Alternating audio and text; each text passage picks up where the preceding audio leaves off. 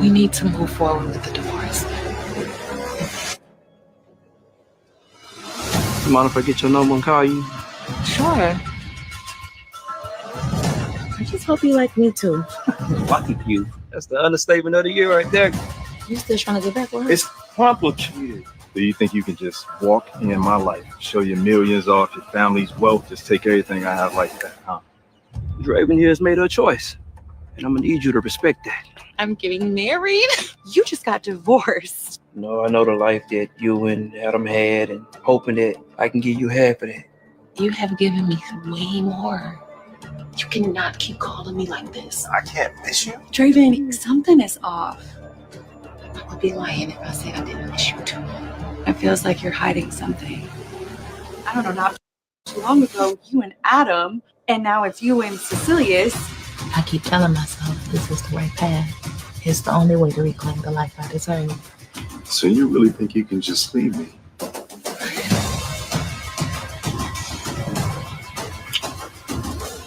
You can't keep walking around here pretending like none of this shit affects you. Sometimes I wonder if I can really go through with this. I can't let you go.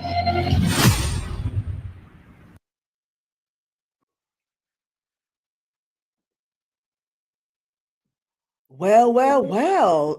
That is a snippet of a movie that is going to be streaming on Tubi in December of this year. So please make sure you look out for that. That is obviously my special guest that's starring in it and co-starring Ebony Tate. Shout out to her. And so this next guest, is a privilege for him to have him here. So I have to make sure I put on my bra so I can present to you this next guest. So I just been a fan of his for several years now. He's been on many of Tubi movies. So if you audition for a Tubi movie, this is one of the actors that you may want to do a U-turn back because you're going to get the part. Okay, so because he's been in a whole lot of things in theater, film, television, and if you're a Kountry Wayne fan and you're a fan of those skits that come on YouTube and on Facebook, if you go back and you do a little binge watching, you see our next guest as well as Amber's ex-love interest when they did that girls trip in California. So maybe want to kind of do a little flashback to that because he's been in those skits as well. So he's like I said before, his IMDb is very full and he's just getting started. So without further ado, I'm going to bring to you and present to others talented actor Emory Lawrence. Here we go.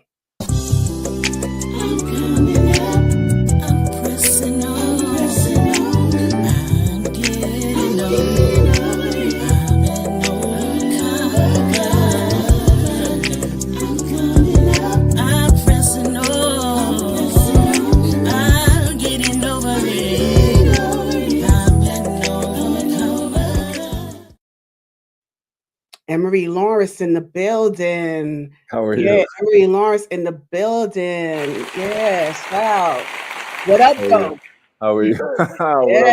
Yes. Born and raised in Detroit, Michigan, yes? Mm-hmm. Yes. Yes. So like I said before, I just really appreciate you coming through to my little bitty platform. I do appreciate that.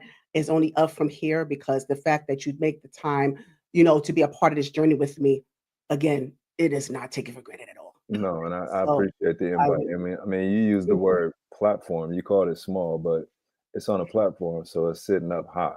Let's look at it that way too. True. Yes. I like the way you put that. Yeah, I appreciate that.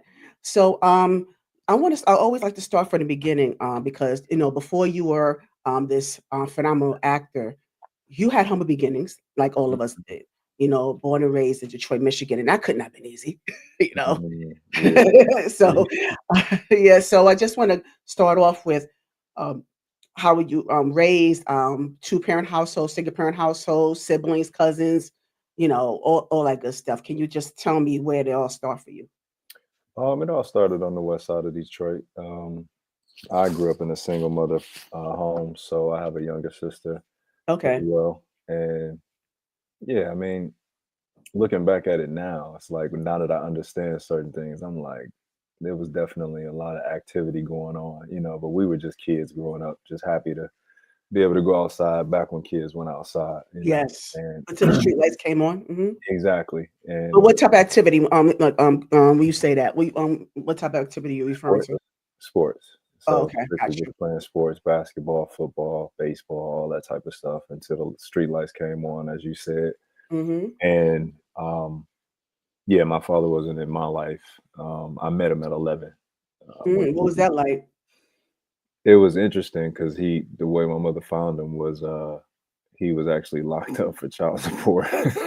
Wow. So yeah, I met him after that, and just a weird exchange. It was one of them like I was optimistic. I was open to it because it was more of like, okay, that's where I get Mhm. my height from. Okay, Mm. where I get my looks or certain looks, and putting two and two together. But at the same time, the realization of you haven't done much. Like I'm 11, I'm just now meeting you. Yeah, Mm. it was interesting and just put things in perspective and made me gain more respect for moms who was doing, the brunt of the work. Got you. So let me ask you, before you met your father, what was your perception of him? Like, what was told to you about him? Essentially, what was told to me, and it was just a reality, but it was a reality of he just chooses not to be around. He Mm. knows he knows who you are and where you are and who you're with. He's just choosing not to be around you. And so, what was your perception after you met? When you had the conversation, if you had a conversation with him, was there any accountability on his part? Any explanation? What was your No, perception after? no, No. no, no, no. There was no accountability taken. What I came to realize as an 11-year-old is, I mean, sometimes just people ain't shit. I mean, like for lack of better words, and there was no explanation. And what I saw as an 11-year-old was it was probably best that you weren't around me. You're not the best influence. You're a womanizer. You pretty much live off of women, and that was just the harsh reality. Got you. Yeah. And so, so after you came to that realization at the age, did you wait a minute? When did you come to that realization at 11 or older? When I met him at 11, Right when you met him at 11. Wow. because I looked around at other friends and their fathers chose to be present. It's like when somebody chooses to stay distant, like, yeah. And now as a grown man, I understand it even more, where it's like it is a choice and it's your responsibility and you ran from it. Mm, Yeah. okay. Yeah. So, so you, being in that single parent household, what type? Who? I mean, you had, there's always a special relationship between a mother and a son. I mean, Mhm. that's a given. And then since were you still with your father?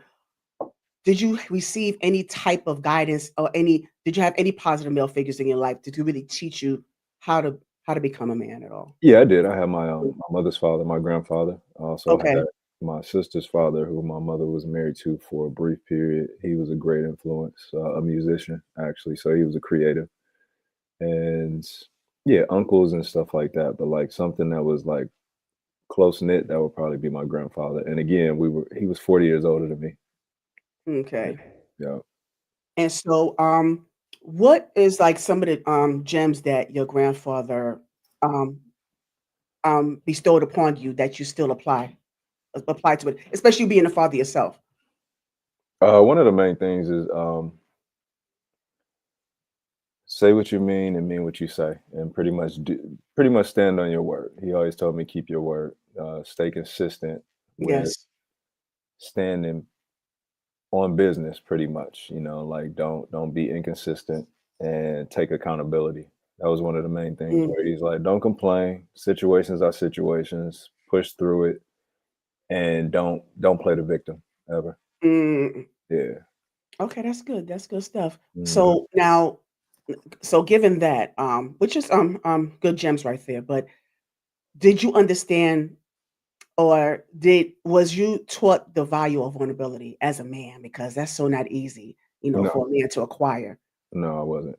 It wasn't. Oh, okay. No, So, yeah, no. So as as a 45-year-old man now, mhm, I mhm, can look back on my grandfather's words, and I understand them now. Back then, like he was just a grown man having these deep conversations, and I'm like a preteen, and I'm just like, all right, man, like that doesn't really apply to my life. But as far as vulnerability, I can't say that I ever experienced that because honestly, being raised by a woman mhm, that was handling everything on her own. I think there were two sides. So either you're gonna be a nurturer or you're gonna be an enforcer. She was more of an Mm, enforcer. So I never mm, really received like that and nurturing. nurturing. Yeah. Okay. Which Okay. is probably what affects me as a grown man now. Like, so I look at stuff and I'm like, I'm not playing the blame game, but it's like, Got you. yeah. Yeah, but no, but you understand it. You Mhm, understand it. Okay. But I'm gonna bookmark that because I'm gonna get more to that vulnerability mhm. part, because we still in the childhood stage. But when we Yeah, get to adult, then we'll get back to that. I definitely want to get back into that because that's very important right there. yeah. So you growing up, how was it like? Because I always like to get into, if you can remember, junior, elementary and junior high, because the people don't realize those are pivotal stages in your life, especially Oh, hell yeah. for a boy. You inquiring about your anatomy, you're interacting with teachers, other kids. You're dry humping in a staircase. You're just, you're learning about, you're experiencing girls at that age. It's so much that you educate yourself about to where people just think that it's all about high school, but no, it starts before that. So Yeah. what was that time for you in elementary and junior high? For me, elementary was more of I was more closed off, more guarded. I was molested by an older male cousin when I Mm, was 6. So mm, from that point on, I went inward. goodness. So I was a very shy kid. I came out of my shell when there was like a like-minded interest, with other kids like sports pretty much. But besides that, I was closed off. Mm, I didn't really talk much. If anything, if any emotion I expressed, it was probably fighting. And I used got to you. get into a lot of fights simply because I was teased because I had light eyes, I had long eyelashes, like just So you had to typical prove kid. yourself. Yeah, yeah, Yeah, yeah, I got was it. I was always tested because I was looked at as like he a pretty boy. So and then the little girls, Haters. Yeah. like me, yeah. So it's Yeah, like the be those. Yeah, be we don't those. like, yeah, we don't like him because all the girls Yeah, look at him. yeah, And I wasn't paying no attention to it. And then yeah. middle school was more of acting out. So Rebellion. yeah, definitely rebelling due to the absence of father influence immediate in the home, and also having female teachers. I Mm, was combative simply because I was never heard. It was always do mm. what I tell you to do. So Wow. That I was just like resonated with me just now. But yeah, go ahead. Yeah. I was combative with my Yes. female teachers for sure. Like, and I definitely disrupted the class, even though I was smart. I purposely went. Clowns. Yeah. Yes. Yeah. Yeah, that resonates with me so much because you Mhm. sound like my son when at that time. Yes. I'm Yeah. like, okay, son, you made a name for yourself. They know who you are. You impressed them. So now focus, sweetie, Yeah. focus. Yeah. Yeah. So yeah, I get it. But I'm gonna go back. I don't want to speak, too deeply into I'm transparent. No, we can talk the about S whatever. and okay, but I don't want to do, the SA part when you mentioned about you being SA'd at 6. Mm. Did you at some point, like, were you vocal about that to anyone, and how did you cope with that? I just want to get your take on how did you cope? Never told anybody Never told until anyone. I was an adult, maybe about 2 Yeah. years ago. 2 years ago? Yeah. So you held wait, Emory, you held on to that? Mhm. I mean, I told past girlfriends and stuff like that, but like, Wow. yeah, So let nobody. me Oh, I'm sorry. Because I wanted to ask you because when it comes to boys, and was it a man or woman that did it? Male. I was 6. He was had to be like 13. Because I'm thinking because when they have to recap that, sometimes it's a prideful thing because they feel like, that affects their, Am I gay? Yeah, they feel sexuality like, and yeah. identity when they get older and they're perceived to be a certain way, and it doesn't have to be, but that's why I wanted to, ask you, how did you cope with that? And you held on to it all this time, and, how did it affect you in relationships? I did go inward. Did I ever question my sexuality? Not necessarily. I just felt pretty much tainted, where it was just like I Mhm, really mhm. didn't know how to digest that. As far as relationships, I really didn't get into a serious relationship until I got into college. So I was like 18 and 19 in my first relationship, but I was emotionally immature. Yes. I Mhm. didn't know how to handle certain stuff. I didn't know how to handle being in love, all that type of stuff, and kind Got of it. demanding respect, Mhm. you know, simply Mm, from the side effects of being raised by a single mom. got it. Yeah. And so, another thing, what happened with that, with Oh, that? the cousin, I rarely saw him much after that. So we grew into adulthood. I saw him like maybe like 4 years ago. I thought I was gonna have some type of anger toward him. I just spoke, kept it moving. I slightly felt good that I was doing better in life than he was, uh, Mhm, but I mhm. didn't have any ill will or like hate or anything. It was just more of It was never addressed, and he just no. It was never addressed, he and loves and he's I didn't want to address it because I'm like, if this nigga tell me he don't even remember that, that's probably what's gonna. that's gonna trigger you. Yeah, Yeah, yeah. yeah, It's just so unfortunate, Emory, that, that, a lot of especially men, they don't it's not even spoken about, is silenced, or that perp is normally not punished, you yeah, know? And yeah. that's the thing that really, um, pisses me off, really, I just but I like I said, I understand, a lot of times where why didn't you tell anyone? Let's go. Why didn't you say anything? Mm, honestly, I didn't feel that protected. What you gonna do? Right, yeah, I was thinking that too, as especially with boys, it just seemed like but how did your mom feel when she found out later on? I told her about 2 years ago. She cried. It was kind of like I Yeah, I never knew mean, that happened. can Yeah. you I mean, 'cause I can only imagine if, I even wanna think just my son Mhm. finding out. Oh, I don't know what I would do, Emory, but I'm just, I just wanna just give insert this real quickly to the audience. Just please just call it out, say something. That happens to you if you are a victim of that. Don't ever feel ashamed. It is not your fault. You didn't do anything to provoke it. You know, just talk about it, So I just wanted to put that out there, but I don't want to dwell too much into it, but I just wanted to kind of make that a focal point just for one moment because I just want I don't want to begin to imagine because I didn't experience it, thank God, but just from the outside looking in and you giving your experience, it's just yeah. It's Yeah. triggering me just as much, and I haven't even like I said, I haven't even lived it, but it's even triggering for me Yeah. because it's not spoken about enough, especially among Black men, so, No, we you're gotta right. speak on it. We gotta speak on that. But I That's thank you very for true. sharing it, Emory. Yeah. Absolutely. Yeah. Alright, so you talk about what kind of sports did you get into? Basketball, baseball, and football. Okay. How Mhm. good were you? I would say I was probably the best at basketball. Um, Basketball and football. I wish I would have stuck with baseball. I'd probably still be playing. Oh, really? So what happened? What happened there? I so the resources. I mean, like my mom wasn't worried about that. Nothing extracurricular. It was more of I got to go to work. You going to school. Anything outside of that, we a see. You know. Got you. Yeah. Okay, so you was kinda stifled in that sense, Yeah. so It was more yeah. of that ain't really a priority at the moment. Mm, Yeah. okay, got you.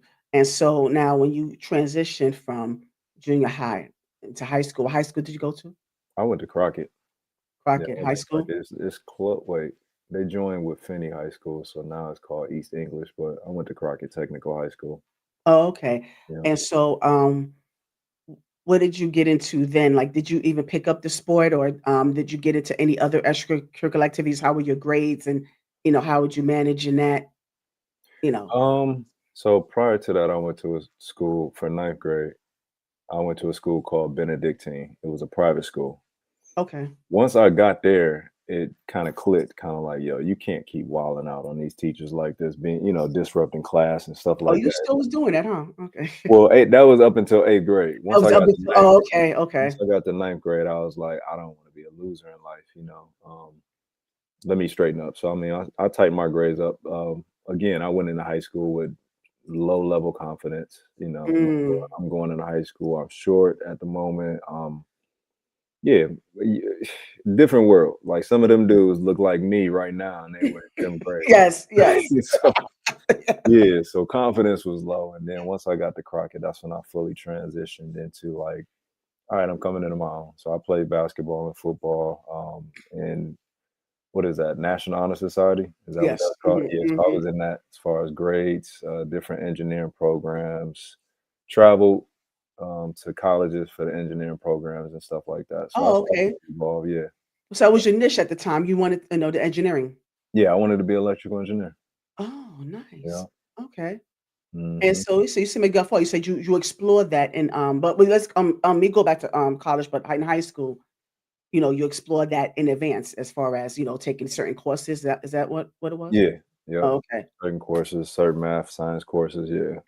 So was you part of like a co-op program? Because co-op when you go to school and then you work like it rotates between high school and work study. It's like a work study type of thing. Did you do that? Like it's like because No, it it was wasn't co-op that. back when I was in high school. Yeah, no, that didn't start until college for me.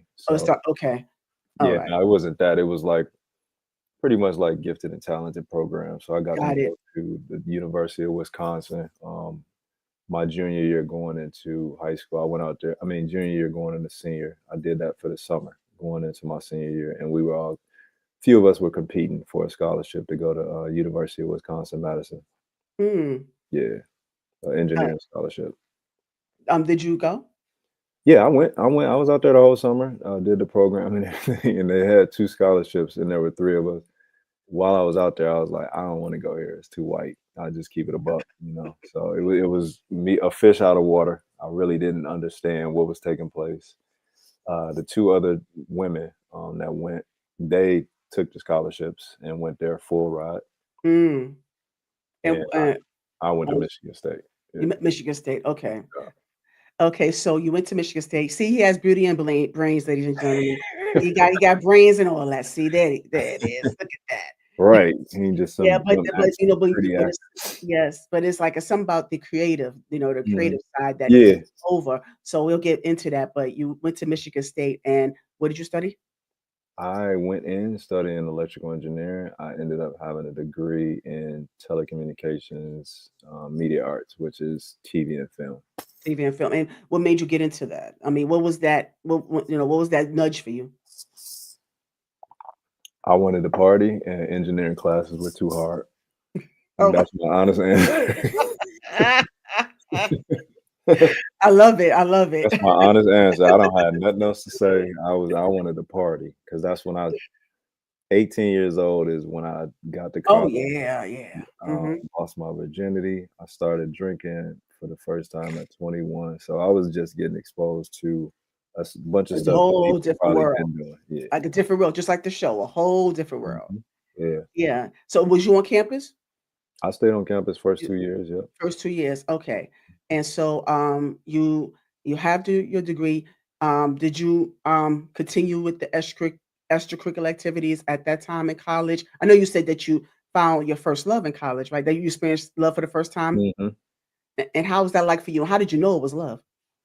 Because I never felt it, and um, so transitioning into college, like I said, I played basketball in high school, football in high school. I it was a smaller high school, so I really didn't get much notice, and I didn't have people around me that could steer me, into trying to get a college scholarship somewhere. I kind of frowned Mhm. upon junior colleges, and I didn't want to go play, at a JUCO. Even though looking back now, it's like somebody could have guided me to, hey, play there for your first year, and then you might get a full ride somewhere else. I didn't have all that, so I was making decisions for myself in that lane, Yeah, yeah, I get it. and just Yeah. making sure. And then getting to college, yeah, when I met her, I knew it was different. I knew it was like oh wow, like I don't mind committing. Prior Okay. to that, it was always like certain chicks just, Options. yeah, there were options. And again, I wasn't even active. I wasn't having sex or nothing like that in high school. So there was no level to take it to for me. Okay. And so, how long was that relationship? That was throughout college. With So Dog like, College. so Okay. like maybe what, second year until we finished. Wow. Yeah. Okay. And so, what caused the end of it is because because I know a lot of times when you find love in college, you have your college sweetheart, and people end up marrying their college sweethearts or they drift, and I get that. but a lot of times, it's a pro and a con. It's pro and cons when you date in college because not only you're individually trying to figure it out, you're individually trying to find your niche. You're individually trying to pursue whatever it is you're trying to pursue, and then also the distraction is there as well. So sometimes, like when you go through college and you date in college, a lot of times that drift is there. You drift apart because you realize your journey may not align. And so I'm just wondering if that was the case with you two. I love how eloquent you made that sound. That because simply I was out here cheating. That's just what it was. Like I said, I had just gotten exposed to that world. I was cheating, which caused her to cheat. We had a toxic relationship, and that it started off genuine. But again, my influences, the many distractions, other women walking around campus, I was active. I can't even. You're active. You said I was active. I was active. I had a whole crew that was active. So we were running through the whole campus. But I'm not bragging on that, but I'm just saying that was that moment in my life where I was out here. I'm sorry, just when you say I was running through. We were. I mean, that's just what it was. College activity. Yeah, college activity. Yeah. You don't need no girlfriend or boy, like no relationship. Yeah, that's what I'm saying. It's like you gotta get all. I don't like to use the term "get out your system." I don't like that term. That's what I had to do. You have to live, but I'm saying, but you have to live more. You have to live a little bit more. Yeah. You have to have more life in you. You have more life to live. That's the thing I like to say. Because like when you say get out your system, it's like, like, that's what it was, though. But it's like, I don't know. It's something about that. Yeah. But, I was out my system for sure. But yeah, I get what you're saying. Yeah. It just doesn't really, but I get what you're saying too. But yeah. So did you consider or did you pledge a fraternity? No, I didn't. I was just talking to a friend about that. I never pledged a fraternity because I was more of an individual. Like it was like I like being me, but at the same time, I looking back on it, I'm like, if I did pledge anything, I probably would have been an alpha or a kappa. But at the time, I just kind of looked at those groups and I'm just like, I'm already pretty popular. Like I don't need to join a group to, like get some type of notoriety. And it's like I felt like I was cooler than those dudes anyway. And that's again, this is back then. This is how I viewed things back then as a kid, which I was. Yeah. Yeah. So now just given your knowledge about the Greek organizations, the Divine Nine, and all that good stuff, I always ask, like those who I interview with that are in a fraternity or sorority, I always ask for their take on the divide between the organizations and the church. So I wanted to know, like, do you have a perspective on that? I've never even viewed it that deeply. I haven't. Oh, okay. All right. All right. Understandable. I get it. Yep. Yeah, because I know because you're not a part of it, so I get it. I've never even looked into it. Like that's what I said. I had no. I was a hooper, so I hung with all the dudes that hoop. Yeah. Okay. All right. Understandable. Yeah, I just was curious.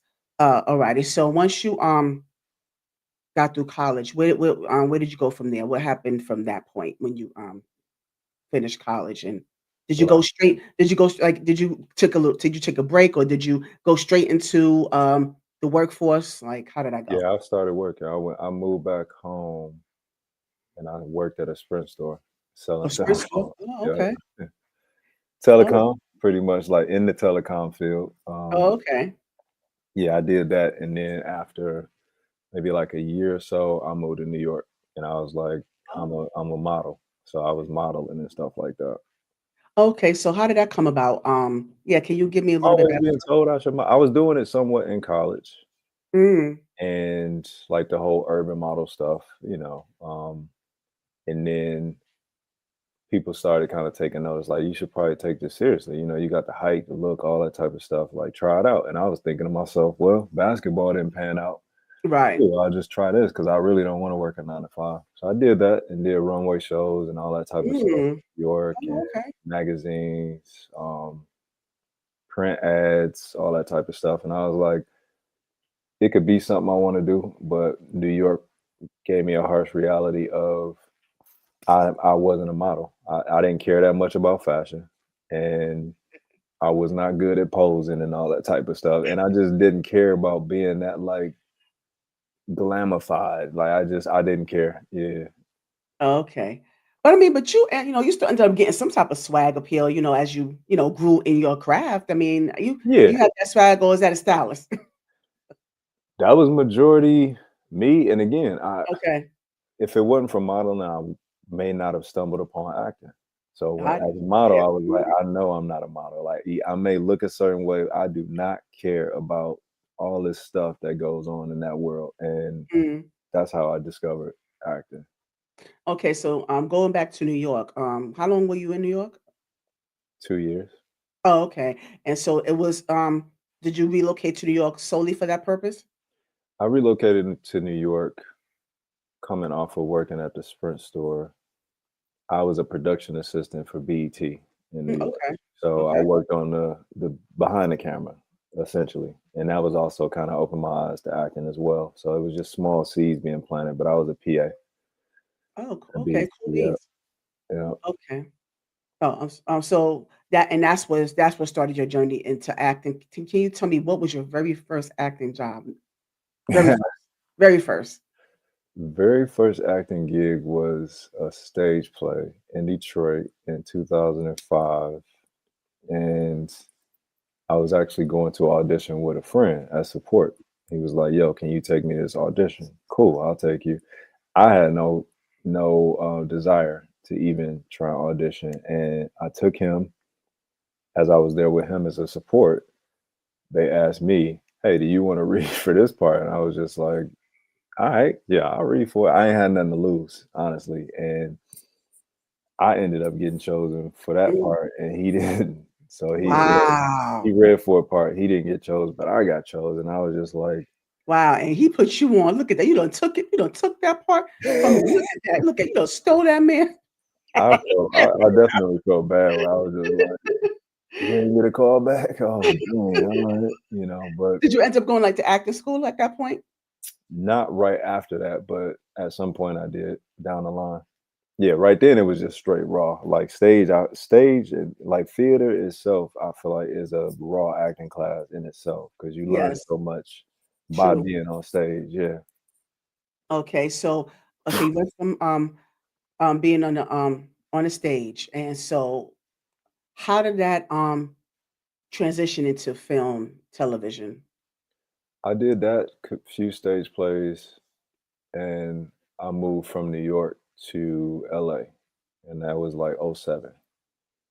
So once I got out to LA, that's when I started to understand the work that needed to be put in order to get to essentially where I am now, which is I did a lot of background work. So Right. I was on different Mhm. sets Of doing course. background work, production assistant work, and really seeing, from both sides of the lens and seeing how important both are and key components to a film production. So yeah, I did a lot of background work. Of course. Oh, yeah, that's a definite. But also want to get into the time, because there was a time in your life I read somewhere. It was a time in your life where you had some very humble beginnings, like like and I want to get more into that because a lot of people look at TV. They look at you on the TV screen and you know they look at the end result. They look at you performing well and you thriving in your career, but they don't understand the grind. I Yeah. wanted to get more into the grind because you said that you was homeless at one point. You Mhm. had a there was a period where you were very discouraged. You was very Mhm. like in a depressive state. Am I right? Yep. Yep. Yeah. So I guess, yeah, sleeping on friends' couches, pursuing a dream, transitioning into having to get corporate jobs. At one point, I was just like, I might as well try and use my degree of some sort. So out there in LA, that's when I kind of tapped into the corporate side of things and dealing with like telecommunication sales, technology sales, software, all that type of stuff. And yeah, in the meantime, yeah, sleeping on somebody's couch, Mhm. and really like trying to make ends meet, the starving Yes. artist life, and Mhm. still, Yes. never giving up on the dream. And then all of that pretty much kind of came to a halt, and I started to just focus more on corporate when I met my ex-wife. So I was kind of like, damn, I gotta have something concrete, and moving forward, it just felt like the right thing to do. And it was the experience, life experience I needed. So I mean, sleeping on the couches, shit, eating pizza or trash every day, just to Mm, fill my stomach, and being disciplined enough to still go to the gym every single day, all the time, running, just keeping my body right, waiting for those calls, and auditioning, doing self tapes, doing background work, doing modeling work, barely being paid pennies. right. Yeah. Yeah, so I'm glad you shared that because they gotta have that. People gotta have that in between. A You lot got of to be willing to work for yeah. free, like to Yes. Oh, yeah, yes. If you love it, yes, you got to be willing to do it for free. Yes, I agree. Because a lot of times, even nowadays, you have a lot of people, who feel like once they make their mark on social media, they feel like a viral video or a few videos is going to take them to where they need to be, and it's not. That's not the case. That's not the way it works. So I'm really glad that you was able to share that, like you were willing, and the fact that you, even with you, um, not having stable housing, you say you still maintain, the gym. You wanted to make sure that you wanted to be ready, so you have to get ready, basically. yeah. So I just really admire that about you. The fact that you stayed on your grind, even when you had to, I stayed make the city. disciplined during the dysfunction. Yes, I'll just label discipline it as during the that. dysfunction. 'Cause it's Absolutely. there are many there were many stages again where lost everything, gained it back, lost everything, gained it back. Like it's happened several times. And Right. when I say I was disciplined throughout the dysfunction, that incorporates the alcohol abuse, the depression, the sleeping on couches. I mean, shit, I was homeless at the end of last year, coming into this year. And Really? yeah, I mean, and it's but again, it's all worth it simply because there's always something fruitful that comes out of being in the dirt. Mm. Yeah, say that one more time, Emory. There's always something fruitful that comes out of being Mm. like feeling like you buried in the dirt. Mm. Yeah, I Yeah, love that. I love that. yeah. Wow. And so that goes to show you, even with you being, because you've been consistent for some time now I've been in the doing this movies. since '05. You've been doing it, yeah, you've been doing it, but but you realize in between there's some downtime in between. Those gigs are not always coming, and a lot of times those jobs are not making as much money as you think. You think actors make, and sometimes Man, you may have even if you have a box office hit, it doesn't mean that that's going to carry you it's set through. for life. Yeah, Yeah, exactly. So the fact that you still maintain state, because you still got to have dental, you still need medical benefits, right. you And I have still a need 9-year-old son. right.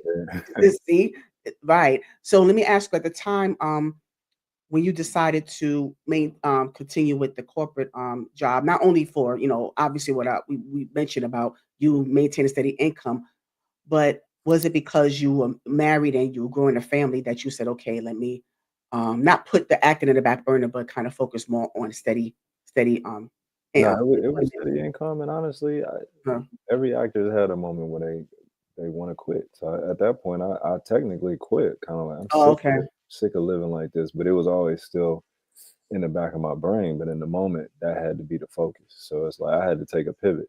I had to, and again,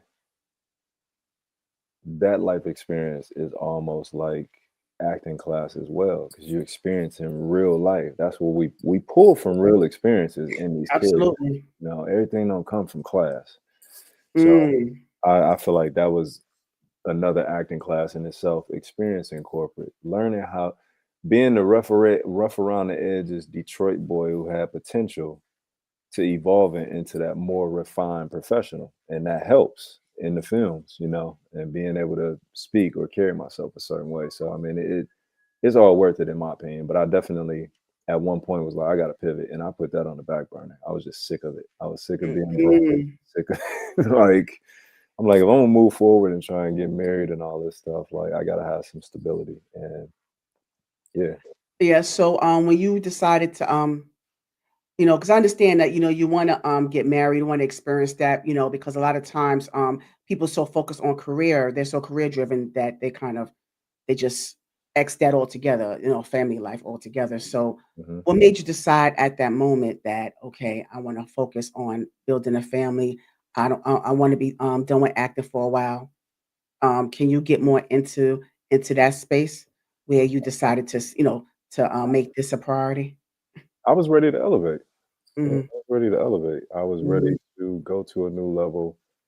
I wanted to be a provider, and I wanted to be taken seriously. I mean, because at one point, yeah, it does sting when people kind of look at my profession and they're like, "This dude is out here just playing. That's not a real career." So Mm. sometimes that did get to me and wanting It to should, it should. like change my lifestyle, change my life, and stuff like that. So I mean, it was a key component to yeah, wanting to elevate. And so when you said that you, were married, but, you're divorced. Can you tell me, more about in your, as a not, as a human, not just a man, but a human, how did you learn, about yourself throughout the process of marriage and when you went through the divorce? What type of teachable moments did you carry on with you? And, are you, open to experiencing that again, to take that along with you and, are you open to that again? Yeah, yeah. I mean, so looking at them, and I speak only just from my point of view of things. I'm not gonna place the blame on anybody else. So as far as accountability, the biggest realization was I was emotionally inexperienced.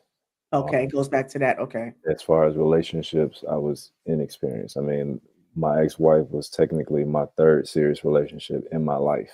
Got you. So at 31 when I got married. That's pretty much that's not that much time, from coming from girlfriend in college, girlfriend post college, and then third Married. girlfriend turns into a marriage. So looking at one of the biggest takeaways that I just discovered about 8 weeks ago is Wow. Mm. carrying that relationship with my mother into my relationship. I didn't understand what type of trauma I was carrying. So moving forward in the marriage and stuff like that, I understand now why I used to operate certain ways in my relationships. It was always because I wanted to be heard and trying to assert myself, almost looking for approval for being God. there. Mm. So moving outside of that into the divorce aspect of things, I took a different route, essentially off of the strength of I feel like I did everything right. I never cheated during the marriage. I was a reformed playboy. So I'm like, cool, I'm doing everything the right way. I'm focused, I'm all in, and signed up for that ultimate commitment just to see it fail. Coming out of that and going into separation, I went toward all negative activity. So I went back to what I initially knew, which was just messing with a bunch of women and drinking, Mm. Yeah, and so really and avoid it. did you adopt any skills as far as communication? Because it seems like to me that is, like when it comes to communication, there's a gap there as well as, when you I mentioned didn't that. know. No, it showed me that I'm an over communicator. I'm an overshare. Mm. Anything, it told me how to compartmentalize and how to deliver it because you can't go with it. What I realized is my reaction to a lot of things said or done automatically reverted back to the traumatized 13-year-old. So Yeah, I would respond that way. So got it. my words became weapons versus Yes. voicing and articulating, trying to get somebody to understand. So that's one thing that I did uncover. Okay. And so now just going off of that, did you speak to someone about that? How is it co-parenting? Is that solid? Amazing. Okay, great, Co-parenting is great, amazing.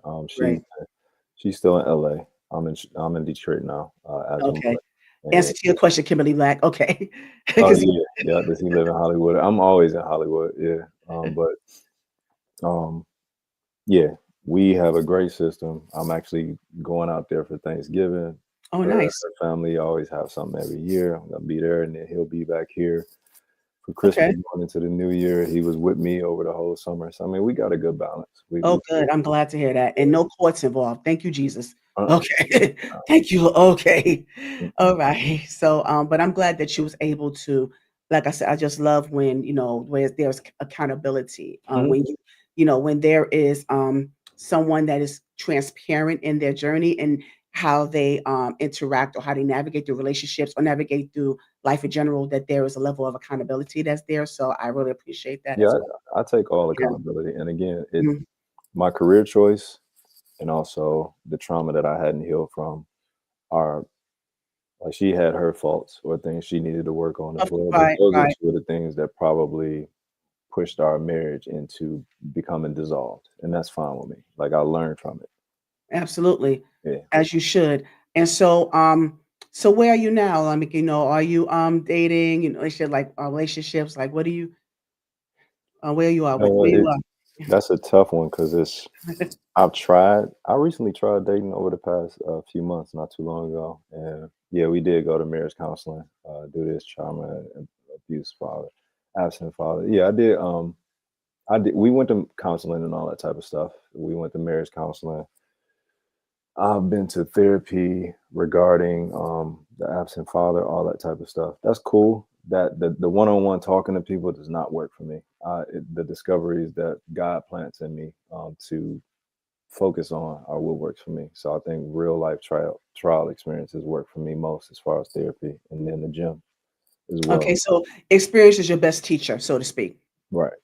Okay, duly noted. But at least you did explore that, though. At least Yeah, you we did explored all that. that. Yeah, I did all that. And it's as far as dating now, I've tried it. One of the things that I realized is um I forgot about certain etiquette when it comes to dating. I've been single for when did I get divorced? 2019. So what, 6 years? Mhm. There's certain stuff I forgot. And also there's certain stuff that I'm just like, I did it right the first time. Like I don't Yeah, I really mean, dating now is just I think to me, Emery, I think you need to stick to some of the old school style of dating. I mean, because nowadays I don't know what they're doing. It's just, but because I haven't been, relationship. It's well just yeah. once you've been married before and then you're back single and then you run into a lot of women who want a relationship to operate like a marriage. Mm, That's where the biggest that's what it. Yes, I agree. dip in communication is because it's just like you want me to act like a husband, but you don't even have wifely qualities. You don't have the right. You're not that material. You're not You there just want yet. to be taken You're not care of. there at all. It's what Yes. I run into most is a lot of women, and this doesn't define all women. A Hmm, lot of hmm. women that I've come in contact with, they don't want to be led. They want a I agree. stage and they I want a agree. man to just applaud what they do. So they don't Mm. want to be held accountable. Yes. Sadly, I have to agree. I totally, I totally agree. It's unfortunate, but it just takes a lot of self-reflection that a lot of us women are not able, willing to do. And I think that a lot of times when they talk about submission, submission is just like something that's just like the plague, but it's not. Submission is not a form of weakness, ladies. Let me listen here. Listen, listen. Y'all. Preach. Emery. Emery, you could go put your head down, Emery. All right. So, ladies, when it comes to submission, it's not a form of weakness. It's being able to allow the right man to lead because there's some men who are able, who claim to be leaders, but it's only, based on the fact that based on their gender. No, you have to allow that person to um, be worthy of that. First of all, they're gonna be worthy of that submission. You gotta be with someone that gives you the safe space to be that soft girl that you want to be. Mhm. Because there's a lot of people in a lot of women in that soft girl era. So being submissive, I mean, you'll be. I mean, I think a lot of you want to be, but y'all so caught up in what your single friends say and Mhm. what they trying to do. Y'all don't want to cook, y'all don't want to clean, y'all don't want to do this, y'all want to do that. How's that working for you? How's that working for y'all? I mean, I'm just saying. So I'm just saying, it's like, in general, being being submissive to someone is is allowing yourself the opportunity to grow with that within with that person, is allowing you the opportunity to build with that person. Because if that person that you're submitting to, It ain't. if they're right for you, they are there to build you. They're, you're there to do the groundwork. But the You thing know, is, so the thing that's always missed. it's setting the foundation. That's all I'm saying. It's setting the foundation. Well, it's You setting the know, foundation, but the thing that's not spoken about is a man submits to his woman as well. You submitting to each other. So it's not just a woman submitting to a man bowing down, like no, it's not bowing down. No, that's why I said yeah. it's not a form of weakness. That's why I said a lot of people attach it to that. Mm, But yeah, the male has to demonstrate that they can lead before I'll be submissive. Exactly. That's what I was saying, Kimberly Black, that man has to play that role. They have to wear, you want to be the king, you got to wear the crown, right. so that's the thing. You have to, you have to take the proper measures to be See, the but here leader you do. So I'll challenge Kimberly on her question. Are women giving men the what word am I opportunity, looking for? like, or they saying that I don't Are need a man. you showcasing wifely qualities to mm, force us to showcase leadership qualities, or are you just in it kind of like what's in it for me? What's in it, right? What do you bring it to the table? Because a lot of people, it's another thing too. A lot of people, a woman, they don't believe that they should bring anything to the table. You have to bring. Because for me, I am the table. So I mean, no, I am the table. So that's what I'm bringing to you. Yeah, Mm, yeah. That's just me though. I respect it. Yeah, yeah. But yeah, Kimberly Black, answer that question for Emory. Yeah. So while she typing, Oh, so I she do about to write a appreciate. paragraph like, Yeah, I know, right? Yeah, but Kimmy, that's my girl. Like she's been my supporter since day one, so I that's what's appreciate up. her. Yeah, she's been one of my day ones. Yeah. So oh yeah, so put your head up now, Emery. All right, but so now, so giving that, I want to ask you about your when you prep for acting roles, and as you as you grew into your acting, in your craft, how selective are you now with your roles? Because before it was like you had to, kind of get in the loop and all that stuff. But as Mm. you've gotten, as your career evolved, how selective are you about your roles, or are you? Essentially, I've always been selective. I haven't just done any and everything. Um, what I tried to gravitate to was toward opportunities that could help me grow and help me exercise the stuff that I learned in classes and just life experiences itself. So I've always been somewhat selective with the resources that I had. There were some points Mhm. where I was selective, but it may not have been the best funded production, but still I was able to grow from it. So I've been selective throughout my entire career in preparation for me now, because initially, yes, it was still exercising things that I learned in class, learning my own rhythm, my own Yes, yes. process. At this point in my career, my initial main um, focus is the character building. So I want to know Mm. who the character is before I even. And what does that look like?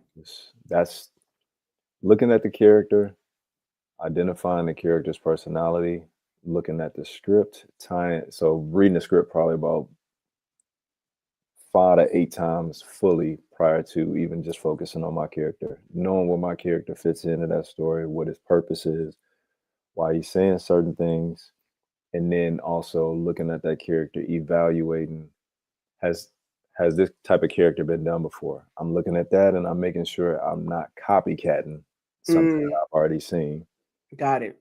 fully developing an authentic character in itself, a separate person. Physically, I try and look different in majority of all my Yeah, I roles, see that. Yeah, yeah. and really like identify as a different person and step outside of myself. Oh, okay, got it. Duly noted. And how do you, what is your process of getting out of that character once it's done? Because some people stay in characters. I know a lot of people talk about that and how they allow that character to consume them, and that could be very dangerous. So I just wanted to know what your I approach know, I'm is. trying to figure that out. I You're trying to figure, yeah. Yeah, I'm still trying to figure that one out. Like prior to, I would probably not the best outlets, coming out of it. Now I'm just realizing coming out of certain characters are getting back to what my day-to-day basics were. So discipline. That's This really okay, what's working for me right now. Getting back got to it. what I was doing daily. Yeah. Duly noted. Yeah. So now is there a role that you turned down that you regret turning down? Mm, no. No. There's a role. There's a role where I essentially feel like could have either helped me evolve or pulled me into a dark hole, and I Mm. chose. I chose not to explore it by choice, and You don't want to that talk was. about which one it is, or you just want to leave I that? mean, it's so it was a movie role where it was essentially the character had a drinking problem, and Oh, I had okay. a drinking problem in real life. So it Got was, you. Imitating life. Mhm. yeah, would I be pulled into wanting to go back to that, or will I grow from it? And I just really, in that moment, didn't feel like chancing it. I got you. I respect that wholeheartedly. Are you able to share which project it was? What was the name of that movie? I don't remember the name of it. I'm sorry. Yeah, I don't remember the name of it. Because you had so many. I know you. I know it's hard. I know I'm trying to keep track. You had so many. I understand. No worries. Don't worry about it. Don't worry about it, Emory. I Yeah. understand because you're Oh, that dude. And so, as I was remember, I was interviewing with DC Chambers uh, about a week or so ago, and I was telling like my top five to be actors. You were honorable mention, so it was mm, my top five was DC Chambers, Lamaster Spratling, mhm, Ron Ford. It was Nelson J. Davis. mhm, I'm trying to get him on, by the way. Yeah, and it was a tie between Kamel Hassan and Kamal Smith. So mm, those like, so I say if you get them in audition, like you get in the part. So they like the yeah. top tier, and then you are an honorable mention as well as um Gravy, Jamal Woodard, Bullet. Yeah. yeah, Willard. Mhm, Yeah. So being with that being said, I know you worked with most of them. So and I'm going to be messy here. Who who was the top person that you work for? Who was like your favorite perfect person to work with out that list I gave you? mm. So DC, I'm not sure who that is. Respectfully, I Mhm, don't. mhm, Um, mhm. and then the last guy you named, because It was well, Kamal Smith. So no, I mean, yeah, you got to know no, who he not the is. last guy, not Jamal Um, Wood. oh, you talking about Nelson J. Davis? Yeah, I'm not sure who that is either. Oh, really? Because he's Yeah. like the king of Tubi movies. Like every time he's in every other. Oh, okay. I'll Yeah. have to check him out. I'll have to check him Yes. out in Yes. DC. I think So y'all like neck and neck and sort of, yeah. okay, and so Kamal Smith, that's one of the guys that I met at that first audition that I told you about back in 2005. So Oh, I okay. was him. So him, myself, and Des Cortez, we were all in that same play. It was called Love Is back in 2005. We all became close. So that's like my guy. That's like my brother right there. Camille, I know I've known him for a while, but I knew him when I was younger in high school as well. We played Wow. basketball against each other. Okay.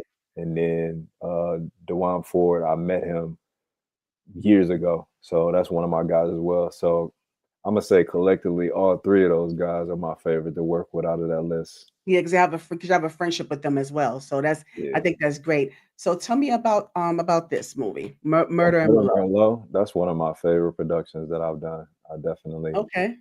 have my favorites. That's probably my top three productions that I've done. And Murder Merlot, amazing talent within. You got Kamal Smith, myself, Amir Garrison is actually one of my favorite actors to Which work one is with. that? The one standing next to me. Okay. And then the other young lady's name is Cookie. She's like a newcomer. Okay. She's doing Okay. pretty well. Yeah. So that production itself, everybody had great chemistry, everybody flowed, the storyline flowed, and the energy was jumping off the screen. Oh, nice. So please make sure you check that out, Murder Merlot on Tubi. And also the one I just played for you in the beginning of this video is called Trouble. That is in December. He has a few things coming out in December. So please make sure you check out go on his Instagram page. It's going to be in the description box as well. And just check out, he has an amazing body of work here, you guys. All Thank right. you. So yeah, you're welcome. Yeah. So Kimberly Black was asking how do Kimberly, I don't know if you know this or not, but Detroit is the new Hollywood, sweetie. Detroit is popping. You You know, know, as far as Detroit, indie Chicago. stuff, Yeah, independent world-wise, there's something being filmed every single week here in Detroit. That is no yeah, exaggeration. yeah. That is no exaggeration. I Multiple know, things being right? shot every week, and Oops, my bad. I I find a lot of my roles. So as far as the independent world, I find a lot of my roles just off of my connections to a lot of the people in this industry, and also just like everybody else, word of mouth, Yes. social media, casting platforms, Hmm. actors access, backstage, you name it.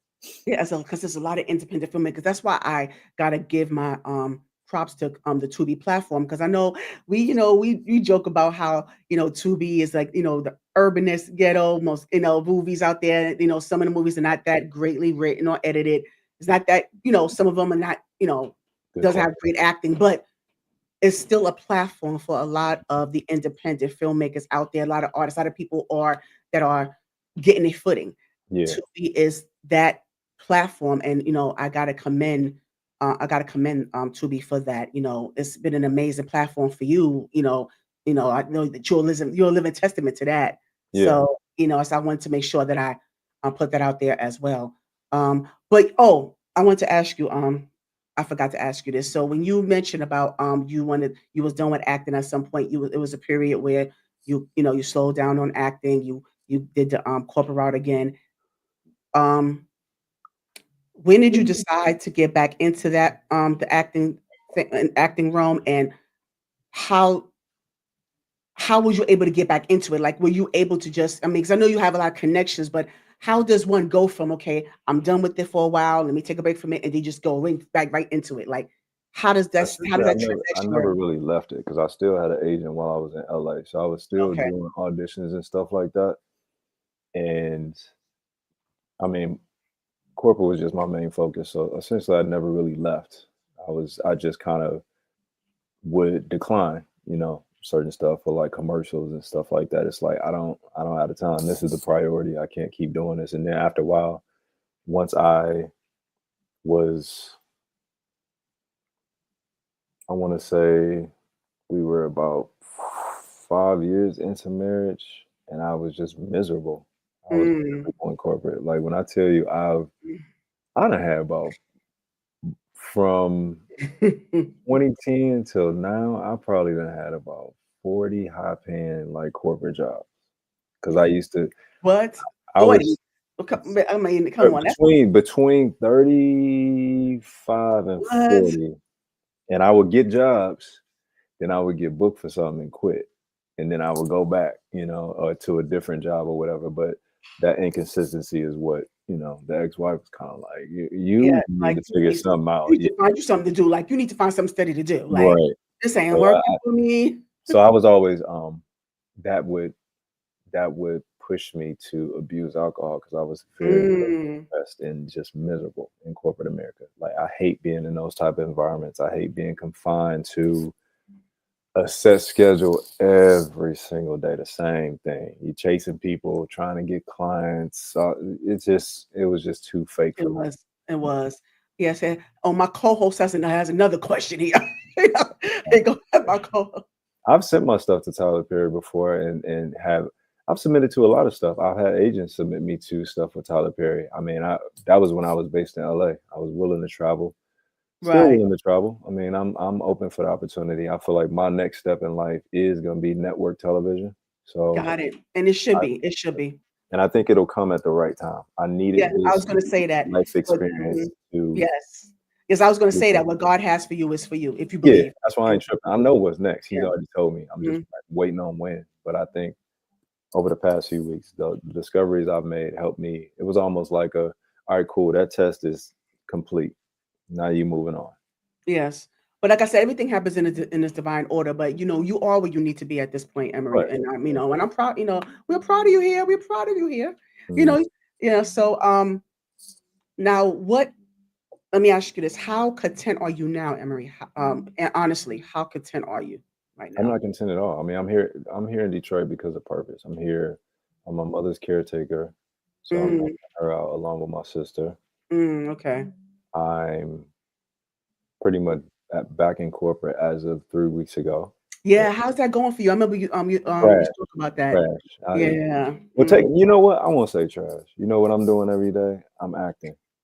I'm in character every day. In this job, and I know it's temporary.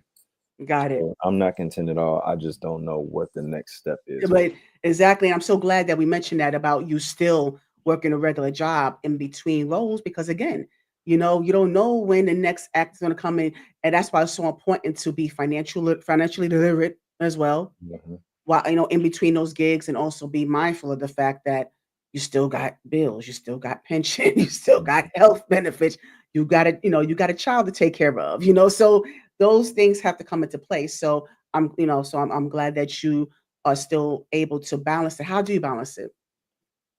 The Day acting by and day. you Day by said day. just I mean, but right now in this moment, I'm more so again just another pivot where I'm like, let me just get this 6 months focus, rack up the commissions, bonuses, and all that type of stuff as much as I can, and then we'll reevaluate in April. got it. Alrighty. And so now what is next to come? I know this movie Trouble, and what is next to come for Emory? As far as projects, As far as projects, life, everything. as far as life, I have no idea. I'm on a train with the windows are black in front of me. Hmm, hmm. But as far as projects, the next one would be a Sideline Obsession. I'm pretty much playing Yes. like Okay. it's a psychological thriller. I'm playing crazy, and then Trouble. I'm Playing playing crazy crazy. as well. That's why I'm But like, you know two what? You movies. ain't crazy. I'm saying, let me, I'm sorry. I have to get the benefit of this out here real quick. I'm not condoning the crazy stalking that that Emery's character is doing in this movie, but it's just something about his character because see, I don't know about anybody else, but see, I don't mind Emery stalking me for a little bit. I don't mind him following me. I don't mind him following me around and giving me all that attention and stuff. I don't know because he's crazy in this role, but he's so sexy though. Oh. Oh my god! I don't know if I would. I don't know if I would. I'm like, I probably one of those people like, you stop that, Emery, But you keep going, right? stop that. You can't be doing that. This is not right. Stop! Don't stop. Yeah, Yeah, like just stop, but don't. But I mean, you're not supposed to be. But stop! Don't stop. You're doing this. But like I said, but you know what it is? I'm gonna tell you what it is, Emery. I'm gonna let them know. His character is his character. The system messed him up. The system messed him up because he wasn't given the proper mental health resources. You guys, that's what happened. He wasn't given the proper mental health resources, and so he grew up, not able to adapt to the fact that she didn't want him anymore. And right. he couldn't, he didn't like rejection too well. He couldn't take the rejection, y'all. That's what it is. Yeah, It was yeah. the system. It was the system that failed him. You know what? And I'm gonna just leave it at this, man. I'm not gonna say which movie, but in one of those movies, he's justified for his actions. Okay. Yeah, And I don't see duly know that because I'm gonna look out for that yeah. justification. Yeah. But thank you for the torture. Yeah, but that's what it was though. It was a system though. It was a system, you guys.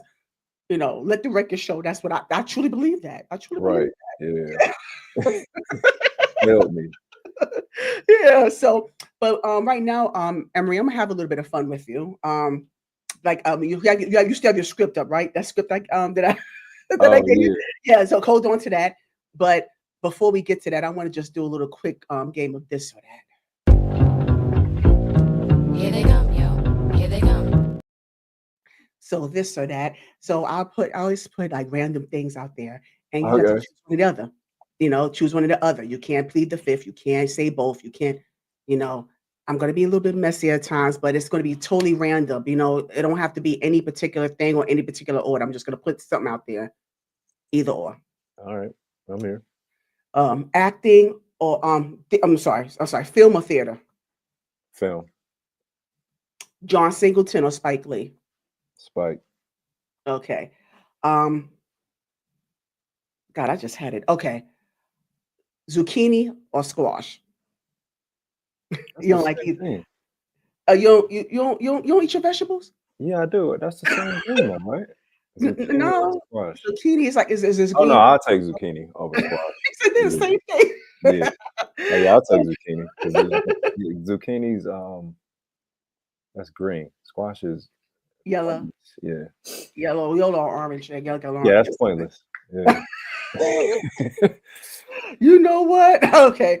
What and else? the texture. I don't like the texture of squash. Yeah, Oh, okay. Okay. Got you. Okay. So let's see again. Sierra Angelia or Nunu Thurman? in what way? What? You see, that's the same thing overall. In what way? Like in what context?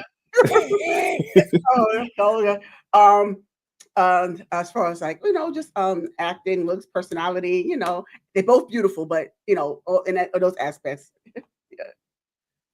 No. Good. Okay, Murder Merlot or um, she's without sin. She without sin. Murder Merlot. Yeah, I know you said it was your favorite, but still, it could change at every given moment. Okay, so Mariah Carey or Shantae Moore, or singing wise. Shantae Moore. Sorry. Okay. why you like singing wise. vocal music? Mariah Carey. Okay. Okay. So Jordans or Air Force Ones? Jordans, Air Force Ones. I grew out of those like when I was in my 20s. Yeah. Okay. Brandy or Monica?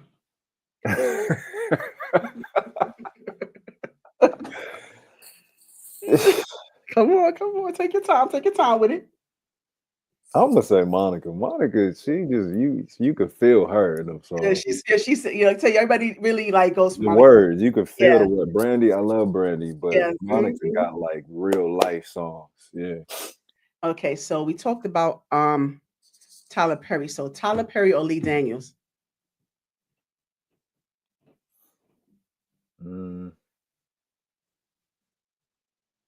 I'm gonna go with Tyler Perry.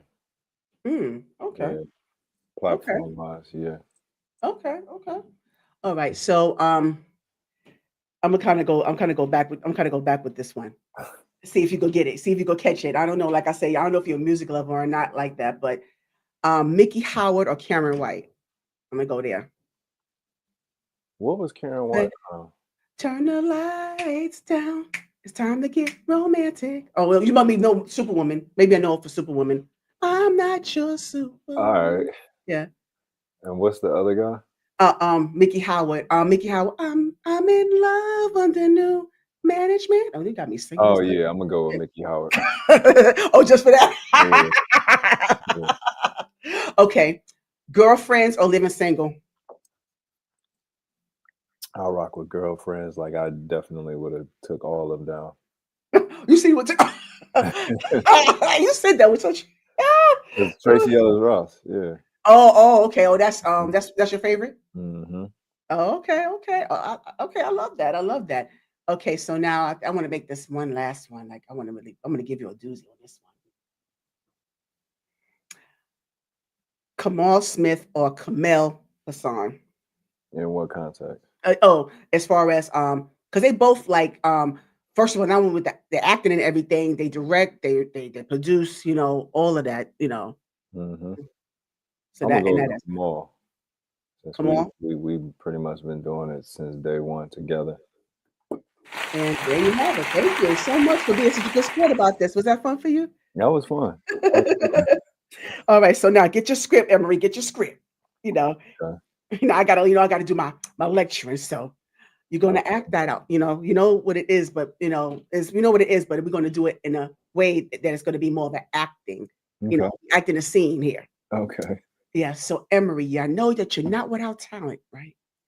I need you to deliver this because you don't know who's watching you, Emory. You Okay. don't know who's watching. So you Okay. gotta make sure that you make this one of your best performances possible. Are you ready, Emory? Okay. Are you ready? I am. And you know where you are. You know where you are in this trip. So You know? I'm assuming you're reading for woman, I'm reading for man. Yes, there you go. You're so smart, Emory. Okay, You're I so got you. wise. Okay, I got you. I got you. Yeah. So, ready? Yeah. Action. You ain't no Houdini, I know I ain't. but I can't understand that, baby. Oh, like Rudolph Valentino? I can fall down on my knees, pull flowers out my sleeve, because I know you'll be pleased. I wonder. I can't understand that though. I mean, I just can't understand Look, that. look, I can pull flowers out my hat and do a disappearing act. Now come back. When you so strong, girl, really turning your loving on. I wonder. I can't understand that, baby. I can't understand that. I need a man. Well, I'm available. It means everything he says. Don't need a boy that's full of games and tricks every day. I can't understand that, baby. No. Baby, let me groove you. I need a little bit more. Baby, let me soothe you. No, I need a little bit more. Baby, let me hold you. I need a little bit more. Baby, let me squeeze. Child. I need a little bit more, just a little bit more. Now, baby, what you want? Baby, I just need a little bit of loving, a little bit more loving. Well, baby, let me hold you. Come on now, I need a little bit more, a little bit more. I'm gonna want to control you. Got me a little bit of loving. Baby, what you want? Oh, baby, I need a little bit of love. I need a lot of love. Baby, let me kiss you. Give me a little bit more. Baby, let me hold you. Ooh. Oh, come on, give me a little bit more. Give me a little bit more. I want to squeeze you. Oh, okay. Give me a little bit of loving. Oh, baby, give me a little bit of I loving. just want to tease you. Oh. Woo! Yes, pretty good loving. Baby, what you want? What you want? Oh, baby, give me that loving. Baby, what you need? Oh, baby, I need a little bit more. Give me a little bit more. Well, baby, let me hold you. Child, I need a little bit more. Girl, I can't stand this. Go to the end. I'm on my way. I can't do nothing for you no more. Let's go to the end. Look, going on by my way. I can't do nothing for you no more. And scene. I love it. I love it. Now you gonna tell the people what that was? Because these. Let them figure it out. Okay. I'm gonna clip this like the day after. I'm gonna do clips of this, and I got you. Yeah, and so I'm gonna let them figure it out. Okay. Yeah, but I love it. Oh, that was good. And there was no rehearsal, you guys. No rehearsal. He wasn't prepared at all. But he was ready. He didn't have to get ready. You knew the assignment. You understood the assignment, Emory. So, yeah. I love this. Yeah, he tried to tell her several times. He did. He did. She didn't want to be submissive. Yes, because he was like, look, I got it. What do you want? What more do you want? That's my favorite part right there. He's like, I can do nothing for you no more. He's like, look, I don't know what else. Let me hold you then. Let me hold you. No, I need a little more. You need a little bit more. Okay. Yeah. Yeah, but you know what? This is a time this is like something back in the day where men wasn't too proud to to right. but it was to a point. He was like, "Look, you know, you know what, I'm out. I don't know what to tell you. Yeah, I'm about to go back on IG. He said, "Go back in those DMs, right?" Yeah, but you know what, Emory, I just really, really, really think I really enjoyed this. This Likewise. is one of my, faves right here. I really appreciate you coming on. I hope you be back on. I hope that you come and visit this platform, to check out my other interviews and upcoming interviews as well. You could just kind of get in, even if you're not able to sit through the whole interview, just kind of just peek in or be in the bushes, whatever it is. I really want to you to be a friend to the platform. I really, because I think you could offer a lot more. As I know, this is just the tip of the iceberg that you just gave us here. So I'm just hoping that, when, I'm not sure like where this YouTube journey is going to take me, but like I said, I really am thankful that you are part of it with me at this point. So I'm just hoping that it goes up from there. I really hope that it goes up from there. So I just want to give you your flowers. Also. We all about elevation. Let's elevate together. Yes, absolutely. Thank you so much. Is there any final words that you have, Emory? How about, you know what? I'm gonna close it out in a prayer. Oh, yes, yes. Yeah, and I like the serenity prayer. So God grant me serenity, give me the strength to accept the things I cannot change, the courage to change the things I can, and the wisdom to know the difference. In Jesus' name, amen. Amen, amen. I say that about 30 times a day. Yeah, absolutely, and that's how you get through. Because I've always been I had to learn over the past few weeks. I like too much control over my life, so I really wasn't exercising faith. So I'm trying to yeah. Oh yeah, so like I said, hopefully, when you get to Atlanta, let me know when you're in Atlanta. Okay. Yeah, I'm serious. I'm serious. I'm silly, but I'm serious at the same time. I am too. Yeah. Yeah, so absolutely. But ladies and gentlemen, Emory and Lawrence, y'all. And thank you so much. Thank you. God bless you. God bless you as well. All right, Emory Lawrence was in the building. I thank him so much for coming on. He shares so much about his journey, and he was very transparent about it, very honest, very accountable. And even though he didn't, he specified that he didn't learn much about vulnerability growing up, but you can sense it now. You can sense it in his, and in his adulthood now. So I do appreciate him coming on.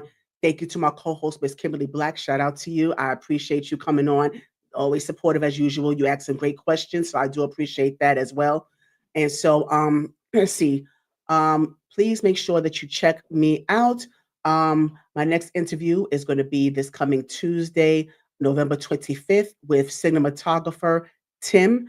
So I'm going to have that flyer out real soon. It's going to say Time. It's spelled Time, but it's pronounced Tim, and he's a very talented cinematographer. So I'm looking forward to having him on, and I just appreciate again all the people that's gracing my platform. At his humble beginnings, and so I just look forward to how it's going to peak. I'm looking forward to his peak performance. So thank you so much for Emory Lawrence for coming through. I thank you so much. I really enjoyed this. There was a time he just has that soothing, calming voice. I don't know whether I was going to talk again or just go to sleep because he just has such a smooth, soft voice. So, but thank you again, Mr. Lawrence. I hope that whoever wasn't here to catch this live, please make sure you just ponder replay. Please make sure you watch this later on because you will be able to gain so much. So thank you so much again. And until next time, have a good one.